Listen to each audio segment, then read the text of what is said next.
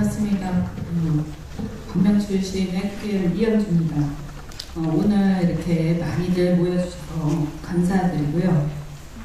저는 이 문제에 대해서 많은 분들이 앞서서 좋은 말씀을 해주셨기 때문에 우리 헌법 정신과 관련해서 한 말씀을 드리고자 합니다.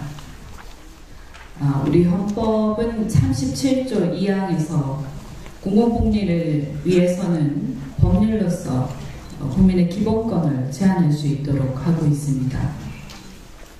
따라서 공공의료, 특히 이제 우리 보건의료 분야는 우리 국민의 기본권 중에서 가장 중요한 생명권과 관련된 것이기 때문에 공공복리를 위해서 의료인들의 기본권을 법률로서 제한하고 있는 것입니다.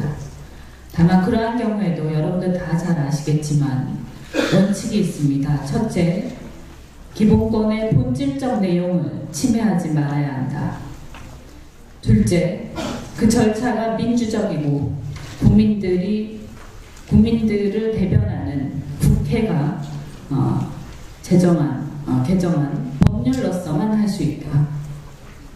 셋째, 그리고 그 제한되는 내용이 공정해야 합니다.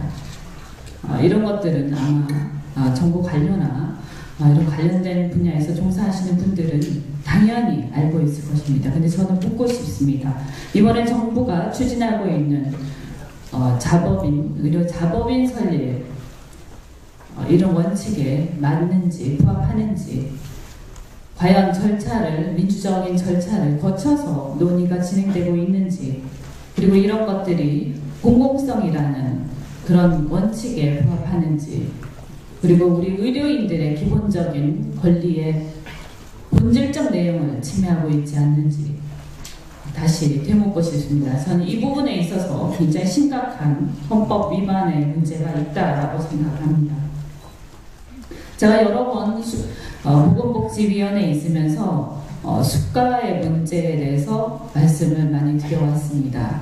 저는 이 수가가 낮고 높고 이런 문제를 떠나서, 물론 의료계에서 원가에 못 미친다라고 말씀도 하시고 또 그것이 사실입니다만, 그 문제를 떠나서 헌법 정신과 관련해서 한 가지 말씀을 꼭 드리고 싶습니다. 국민들의 보건, 생명권을 보장하기 위해서 정부가 수요자만을 위해서 수가를 억제를 하고 있는 상황입니다. 우리나라는요. 그런데 그러면 공급자인 의료인의 관점에서 본다면 이것은 상당히 반시장적인 그런 정책입니다. 아까도 말씀드린 것처럼 우리 헌법은 법률에 의해서 공공복리를 위해서 억제를 할 수 있도록 하고 있기 때문에 그 자체가 문제가 있다고는 보지 않습니다. 불가피한 측면이 분명히 있습니다. 그러나 그럼에도 불구하고 수가가 의료계 내부에서 과연 공정하게 수가 체계가 집행이 되고 이것이 추진되고 있는지, 지금 여러분 모두 여기 많이 앉아 계시지만 방문하시면 아마 고개가 절레절레 흔드실 겁니다. 고개를요. 이런 수가 문제를 제대로 해결을 해서 내부에서도 공정하게, 그리고 급여와 비급여 사이에서 정말로 사회적 가치가 높은 그런 의료 서비스에 대해서 높은 수가를 적용하고 그 안에서라도 공정하게, 그리고 의료인으로서 자부심을 느낄 수 있게 해주는 그런 방향으로 의료개혁은 진행되어야 합니다. 근데 이것이 굉장히 어려울 것입니다. 왜냐하면 기존의 이해관계가 깊이 얽혀있기 때문입니다. 그러나 이것을 해결해내는 것이 어떻게 보면 정부의 역할이고 또 정치권의 역할이라고 생각합니다.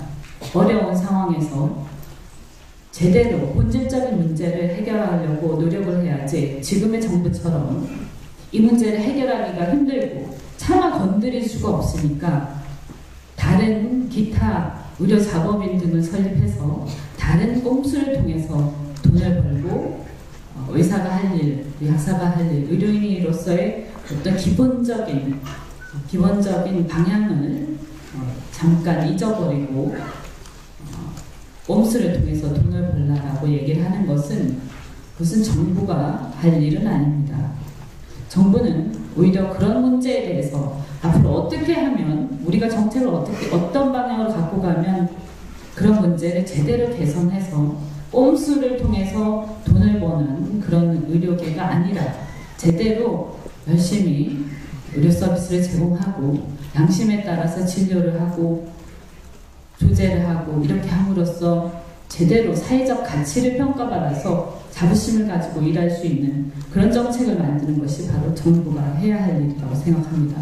저희 민주당은 이번에 정부가 내놓은 의료자법인 설립, 그리고 법인약국 허용 문제, 또 원격 진료 문제, 이 모든 것이 공공성은 뒤로 한 채 꼼수를 통해서 돈을 벌라 혹은 의료를 희생양으로 삼아서 정체불명의 창조경제를 달성하고자 하는, 달성이 아니라 창조경제에 뭔가 이렇게 좀 흔적을 남기고 싶어하는 그런 데서 비롯된 것 같은데, 이것을 반드시 막아내고 제대로 된 의료정책을 설립해 나가는데 저희가 좋은 대안을 제시할 수 있도록 노력하겠습니다.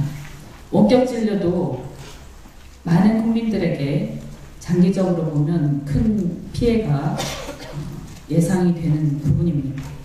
이런 부분에 대해서도 저희는 원격 진료가 과연 경제적이고 정부가 얘기하는 것대로 국민들한테 혜택을 많이 주는 것인지, 아니면 또 다른 창조경제라는 어떤 업적을 남기고자 하는 그런 조급함에서 나온 설익은 정책인지 저희가 진단을 해보겠습니다. 그리고 정말 상담 벽지에 계시는 분들, 의료 서비스가 필요하다면 원격 진료 같은 설익은 정책이 아니라 방문 진료라든지 좀 더 많은 공공의료에 대한 투자를 통해서 이런 문제를 해결할 수 있도록 저희가 대안을 제시하는데 열심히 노력을 하겠습니다. 여러분 많은 관심 가져주셔서 감사하고 함께 이 문제를 해결해 나가는데 노력하겠습니다. 감사합니다.